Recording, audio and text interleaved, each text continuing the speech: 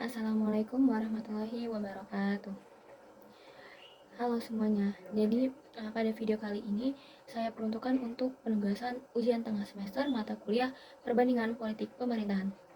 Sebelum itu izinkan saya memperkenalkan diri. Nama saya Faiha Zayan dengan NIM 6670220092 dari kelas 4C.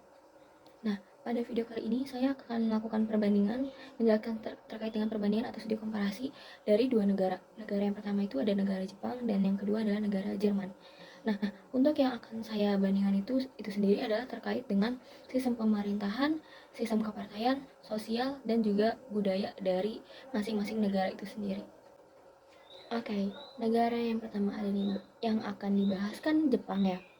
Nah, tapi sebelum kita bahas lebih jauh lagi, lebih lanjut lagi terkait dengan sistem pemerintahan, sistem kepartaian, sosial dan politik dari Jepang itu sendiri, saya ingin membahas sedikit tentang negara Jepang kayak profilnya itu sendiri. Nah, Jepang itu mungkin seperti yang kita ketahui adalah salah satu negara yang pernah menjajah Indonesia, ya kan? Bahkan yang ikut serta membantu dalam kemerdekaan Indonesia itu sendiri. Nah, Jepang itu tuh letaknya tuh ada di belahan bumi paling utara sebelah kiri. Nah, itu tuh ada di benua Eurasia. Ada di Asia Timur. Nah, Jepang itu ibu kotanya adalah Tokyo dan mata uangnya itu yen. Dan Jepang itu tuh adalah negara yang keurutan 61 terbesar dari berdasarkan total luas daratan. Nah, orang mungkin kita juga udah tahu ya kalau misalnya Jepang itu identik dengan orang yang sipit, tinggi, putih gitu ya. Nah, oke, selanjutnya kita akan membahas terkait dengan sistem pemerintahan Jepang. Oke, masuk ke dalam pembahasan terkait dengan sistem pemerintahan Jepang. Nah, jadi Jepang modern itu tuh dia punya konsep demokrasi itu tapi khas gitu. Jadi dengan ini Jepang itu memproklamasikan bahwasannya kekuasaan tertingginya itu ada di tangan rakyat. Itu tuh ada di dalam pembukaan konstitusi Jepang. Tapi walaupun Jepang menganut konsep demokrasi, tapi konsep kekaisarannya itu masih dipertahankan sama Jepang, yaitu monarki konstitusional. Jadi kaisar itu buat sebagai lambang kenegaraan, lambang negara dan juga lambang dari persatuan rakyat itu sendiri, yang dapetin kedudukan itu dari kehendak rakyat sama rakyat karena rakyat itu yang balik lagi ke konsep demokrasi yang mana rakyat itu punya kekuasaan tertinggi.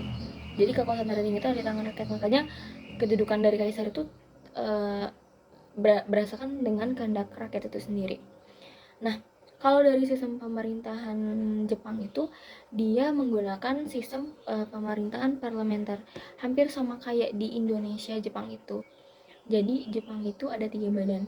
Yang pertama ada eksekutif, yang kedua legislatif, dan yang ketiga ada yudikatif. Sama ya seperti Indonesia. Nah, sistem parlementer yang di Jepang itu argumentasinya itu adalah yang pertama kabinet Jepang itu dipimpinnya sama perdana menteri yang dibentuknya itu berdasarkan kekuatan dan kekuasaan yang menguasai parlemen sesuai dengan pasal 66 konstitusi Jepang. Lalu yang kedua itu anggota parlemen kabinet Jepang itu dia mayoritas atau kebanyakannya itu dipilih itu dari anggota-anggota parlemen atau diet itu sesuai dengan pasal 68 konstitusi Jepang. Yang ketiga kabinet beserta dengan ketuanya itu punya tanggung jawab buat parlemen. Jadi kalau misalnya di dalam suatu kabinet itu entah dari seorang ataupun beberapa orang itu entah seorang atau dari beberapa orang anggotanya itu kayak dapat mosi nggak percaya dari parlemen, maka kabinet itu tuh atau kabinet atau seseorang atau beberapa orang yang tadi itu tuh dia mau nggak mau harus mundurin diri. Itu sesuai dengan pasal 66 dan 69 konstitusi Jepang. Nah, yang keempat, sebagai imbangan dijatuhkannya kabinet kaisar di Jepang itu dengan sehat atau nggak saran perdana menteri yang bisa ngebubarin parlemen. Itu sesuai dengan pasal 7 konstitusi Jepang. Nah, yang kelima itu adalah terkait dengan hubungan antara eksekutif dengan legislatif. Hubungannya tuh erat gitu. yang mana untuk kabinet ngejalanin programnya itu harus dari persetujuan parlemen.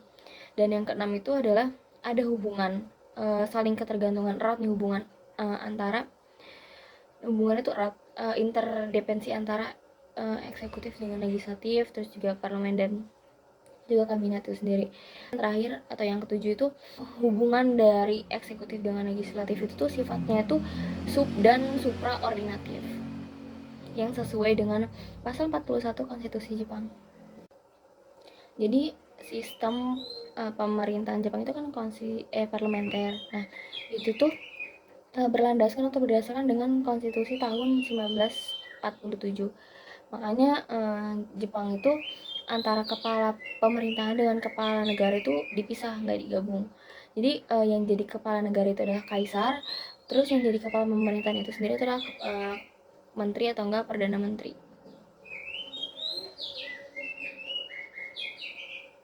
Nah, jadi kaisar yang di Jepang itu tuh kedudukannya tuh dibatasin gitu di dalam negara, dan juga pemerintahan dibatasinya tuh oleh konstitusi dan juga peraturan perundang-undangan. Makanya dia tuh nggak punya kekuasaan yang absolut gitu, kaisar yang di Jepang itu. Nah, selain yang tadi udah dibahas di awal, kalau misalnya kaisar itu kan dia bertindaknya itu atas nama rakyat, karena rakyat itu punya kekuasaan tertinggi itu di tangan rakyat kan. Ternyata itu bukan cuma kaisar aja, tapi juga perdana menteri itu sendiri. Oke, pada sistem kepartaian Jepang itu menggunakan sistem kepartaian multipartai atau ada berbagai macam partai, tapi ada satu partai aja yang dominan di Jepang, yaitu LDP atau Partai Liberal Demokrat. Jadi LDP itu awalnya itu adalah pecahan dari Partai Liberal dan juga Partai Demokrat. Nah, pada tahun 1955 sampai 1993 itu partainya tuh ngalamin fusi gitu loh. Jadi kayak Partai Liberal, Demokrat itu dua partai sosialis yang menyatu dalam Partai Sosialis Jepang atau JSP, dan Partai Komunis Jepang atau PKJ menjadi partai ketiga. Oke, selanjutnya tuh pembahasan terkait dengan sosial budaya di Jepang itu sendiri. Jadi yang pertama tuh yang terkenal di Jepang itu adalah orangnya tuh tertutup. Terus kalau misalnya bertamu tuh kayak kita tuh harus izin dulu atau mengunjungi rumah orang lain tuh, apalagi kalau yang belum kenal, karena orang Jepang tuh terkenal dengan orang yang tertutup. Terus nggak kayak orang Indonesia yang kayak sering basa-basi kalau ketemu gitu. Terus tapi dia tuh kayak di Jepang itu sangat menghargai waktu, karena orang Jepang tuh dikenal dengan orang-orang yang disiplin, terus yang jujur. Di Jepang juga tuh kalau misalnya kehilangan barang gitu tuh orang tuh nggak akan khawatir, karena pasti bakal ditemuin. Kalau misalnya ada orang yang nemuin tuh pasti dikasih ke pihak yang berwenang, itu polisi. Jadi kalau kehilangan barang apapun, ngecek ke tempat ketinggalan. Misal kita sebagai turis atau orang Jepang asli tuh kehilangan barang, ya udah datang aja ke tempat dimana kita ngerasa barang itu hilang. Kalau barang itu udah nggak ada, datangin pihak terkait, pihak berwenang. Itu kemungkinan besar barang ada di situ aman, karena orang Jepang itu kayak menghargai privasi banget, terus kejujuran itu sangat tinggi. Terus kalau misalnya ketemu tuh orang Jepang tuh kan, kalau di Indonesia kan kayak mungkin karena mayoritas agamanya itu Islam tuh kayak salim, tapi kalau di Jepang tuh kayak mungkin badan gitu. Nah, terus kalau misalnya di Jepang itu juga ada budaya minum teh. Terus juga kalau di Jepang itu kondisi sosial budayanya itu orang-orang itu sering banget jalan kaki, menggunakan transportasi umum juga pakai, tapi lebih sering itu jalan kaki. Jalanan di Jepang itu ramenya itu bukan sama kendaraan, tapi sama orang-orang yang jalan kaki gitu. Nah, untuk negara yang kedua itu yang akan dibahas adalah negara Jerman. Tapi sebelum membahas lebih lanjut atau lebih jauh lagi terkait dengan sistem pemerintahan, sistem kepartaian, dan sosial budaya dari negara Jerman itu sendiri, mau sedikit menjelaskan profil dari negara Jerman itu sendiri. Jadi negara Jerman itu luasnya itu sekitar 357.000 km persegi. Nah, letaknya itu di jantung Eropa, yang kalau di utara tuh batasannya sama Denmark, kalau sama laut utara sama laut Baltik. Tapi kalau misalnya di bagian selatan itu dia berbatasannya sama Swiss sama Austria, dan di barat itu dia berbatasannya sama Belanda sama Prancis. Kalau di timur itu dia berbatasannya sama Republik Cekos dan Polandia. Nah, ibu kota dari negara Jerman itu sendiri adalah Berlin, dan mata uang Jerman itu menggunakan euro. Bentuk dari negara Jerman itu adalah Republik Federasi yang sistem pemerintahannya itu adalah demokrasi parlementer yang dasar negaranya itu dituang di dalam konstitusi pada tahun 1949. Nah, lambang dari negara ini itu adalah burung elang. Nah, untuk lembaga di dalam negara Jerman itu sendiri sama kayak di Indonesia juga, sama juga kayak tadi Jepang ada 3, yaitu eksekutif, legislatif, dan yudikatif. Kalau eksekutif sendiri itu kewenangannya itu ada di kabinet federalnya itu sendiri, dipimpinnya itu sama kanselir federal itu, sama presiden federal juga. Kalau di legislatifnya itu dia merupakan parlemen, berupa parlemen federal sama majelis federal. Terus yang selanjutnya itu dari yudikatif itu fungsinya itu buat ngelaksanain pada tingkat undang-undang dasar oleh Mahkamah Konstitusi Federal. Nah, di dalam sistem pemerintahan atau di lembaga yang ada di eksekutif di pemerintahan Jerman itu sendiri, yang pertama yang akan dibahas adalah mengenai eksekutifnya. Nah, di dalam eksekutifnya itu ada presiden yang pertama itu. Nah, presiden itu dipilihnya sama majelis federal, yang mana majelis federal itu dia ngelakuin sidang yang isinya itu anggota parlemennya sendiri, itu anggota parlemen federalnya itu sama anggota-anggota yang terpilih di negara bagian. Nah, kalau secara yuridis itu, jadi tugas dan fungsi dari presiden itu buat mewakilin kalau misalnya ada hubungan internasional, buat kayak nanda tangan perjanjian, terus juga ngangkat atau enggak nerima duta besar. Terus presiden juga punya tugas dan wewenang buat ngawasin proses penyusunan undang-undang biar sesuai sama tentang buat konstitusi sebelum undang-undang itu diumumin dalam lembaga negara federal. Yang kedua adalah pemerintahan federal yang ada di dalam sistem pemerintahan atau di bagian lembaga eksekutifnya itu sendiri. Jadi atau yang biasa disebutnya itu pemerintahan federal itu disebutnya dengan Bundesregierung. Nah, dia itu terdirinya itu dari sejumlah menteri federal yang diangkat sama dibebas tugasin itu sama pemerintah sama presiden atas usulan dari kanselir. Nah, sebaliknya parlemen itu dia bisa ngajuin mosi nggak percaya ke kanselir kalau misalnya itu didukung sama anggotanya secara mayoritas gitu. Terus dia juga bisa mengajukan calon buat pengganti dari si kanselir itu. Ini tuh pernah terjadi waktu 1982, ada hak mosi nggak percaya gitu terhadap salah satu kanselirnya itu. Jadi akhirnya dia dijatuhkan pada 1982 itu. Oke, yang pada lembaga kedua itu ada lembaga legislatif. Yang pertama tuh dari parlemen federalnya itu atau DPR kalau kayak di Indonesia itu. Jadi ini juga bersama kayak di Indonesia, dipilihnya tuh sama rakyat setiap 4 tahun sekali, tapi kalau di Jerman.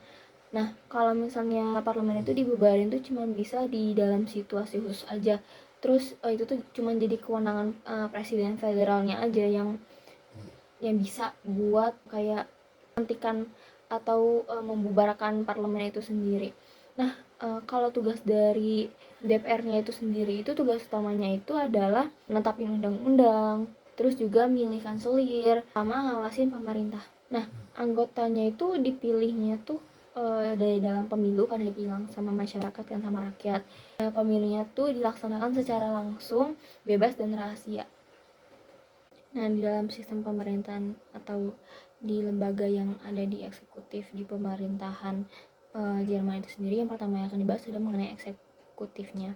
Nah, di dalam eksekutifnya itu ada presiden yang pertama itu. Nah, presiden itu dipilihnya sama majelis federal, yang mana majelis federal itu dia ngelakuin sidang yang isinya tuh anggota parlemennya sendiri, itu anggota parlemen federalnya itu sama anggota-anggota yang terpilih di negara bagian. Nah, kalau secara yuridis itu tugas dan fungsi dari presiden itu buat mewakilin kalau misalnya ada hubungan internasional, buat kayak nanda tangan perjanjian, terus juga ngangkat atau enggak nerima duta besar. Terus presiden juga punya tugas dan wewenang buat ngawasin proses penyusunan undang-undang biar sesuai sama tentang buat konstitusi sebelum undang-undang itu diumumin dalam lembaga negara federal. Nah, yang kedua itu adalah Bundesrat atau Dewan Utusan Negara Bagian. Nah, ini tuh terdirinya tuh dari perwakilan dari negara bagian. Nah, jumlahnya itu tergantung sama banyaknya penduduk negara bagian yang bersangkutan. Bandersnatch itu tuh ikut serta dalam pembuatan undang-undang, terus administrasi negara federal juga. Anggotanya itu adalah pejabat pemerintah negara bagian atau orang yang diberi kuasa dari pemerintah tersebut. Nah, biasanya itu karena disesuaikan dengan jumlah penduduknya, terus setiap negara bagian itu punya 3, 4, 5 atau enggak 6 suara. Jadi dalam pemungutan suara itu setiap negara bagian itu bisa ngasih suaranya sebagai kesatuan. Undang-undang yang dibuat itu lebih dari sana itu perlu adanya persetujuan dari Bundestag ini sendiri. Nah, lembaga yang ketiga atau yang terakhir adalah yudikatif. Jadi sistem peradilan yang ada di Jerman itu ciri-cirinya itu adalah perlindungan hukum itu secara menyeluruh, terus spesialis pengadilannya itu luas. Ada 5 jenis peradilan yang ada di Jerman, yaitu yang pertama adalah pengadilan umum, yang kedua pengadilan tenaga kerja, yang ketiga pengadilan tata usaha, yang keempat pengadilan sosial, dan yang kelima adalah pengadilan urusan negara. Oke, selanjutnya kita akan membahas terkait dengan sistem kepartaian negara Jerman. Nah, jadi di negara Jerman itu sejak pemilu yang pertama kali buat seluruh negara di seluruh Jerman itu dilaksanakan itu pada 1990. Itu tuh ada 6 partai yang duduk di dalam Bundestag. Nah, itu tuh ada Uni Demokrat Kristen Jerman, Partai Sosialis Demokrat Jerman, Partai Demokrat Liberal, Uni Sosial Kristen, dan Die Linke, dan ikatan antara kelompok 90 dan Partai Hijau. Terdapat 6 partai-partai besar di dalam Republik Federasi Jerman. Yang pertama itu adalah Christlich Democrat Union, yang yaitu lahirnya itu pada 1945.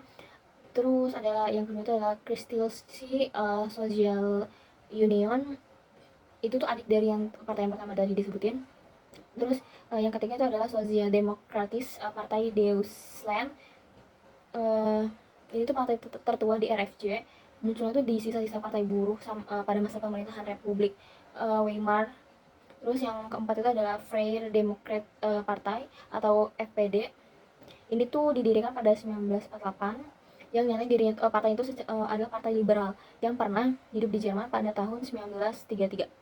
Lalu yang kelima itu adalah Bandis 90 atau Die Grünen.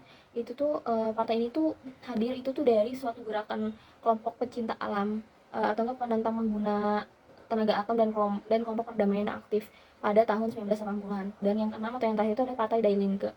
Itu tuh adalah gabungan dari partai PDS dan Demokratis, dari gabungan dari partai PDS, yang merupakan penerus partai tunggal di Jerman Timur. Yang terakhir adalah partai Die Linke, itu merupakan gabungan dari partai PDS sama SED atau Sosialis Partai Deutschland. Jadi kalau partai Die Linke itu dia kayak megang prinsip kalau misalnya demokrasi sosial dan pengaruh di wilayah negara bagian timur. Oke, yang terakhir adalah masuk pada bagian sosial budaya dari negara Jerman itu sendiri. Jadi negara Jerman itu sama kayak Indonesia punya satu bahasa pemersatu, yaitu bahasa Jerman. Nggak pakai bahasa kayak bahasa Inggris gitu, nggak, dia punya bahasanya sendiri.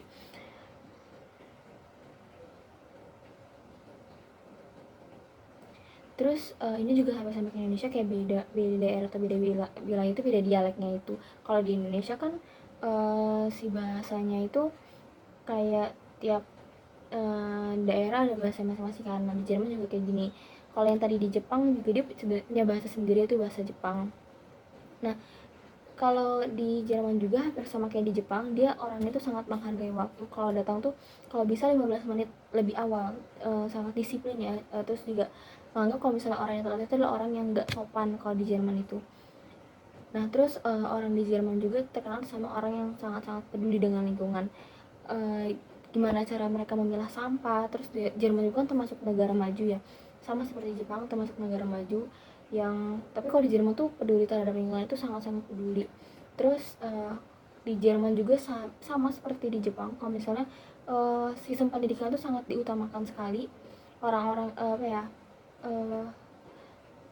waktu istirahat itu sangat dijaga sekali oleh pemerintahnya. Jadi mereka tuh sangat menjunjung tinggi pendidikan kalau di Jerman dan juga di Jepang. Terus juga di Jerman itu ada yang namanya rata-rata tuh orang-orang tuh hobi membaca. Jadi minat baca di Jerman tuh sangat-sangat tinggi sekali. Bahkan bagi sebagian besar orang di Jerman tuh baca tuh kayak sebuah kebutuhan dan hobi, bukan kayak kayak kalau mungkin kalau di Indonesia tuh masih bisa dibilang masih banyak ya orang kalau misalnya baca tuh kayak cuman kalau ada tugas saja, tapi kalau di Jerman tuh itu tuh dijadiin suatu kebutuhan, kayak emang harus baca gitu, kayak kalau kita nggak baca kita nggak akan pintar gitu. Terus ini nyambung lagi, kalau misalnya orang Jerman tuh taat peraturan. Sebenarnya kalau orang yang kayak nganggap orang yang taat itu adalah nggak sopan atau ya pokoknya menghargai waktu, itu tuh pasti yang namanya dia taat sama peraturan. Itu tuh budaya Jerman banget kalau misalnya dia tuh sangat taat peraturan. Terus di Jerman juga banyak banget festival. Baiklah, sekian dari saya. Mohon maaf apabila ada kesalahan kata atau ada kata-kata yang kurang jelas. Wassalamualaikum warahmatullahi wabarakatuh.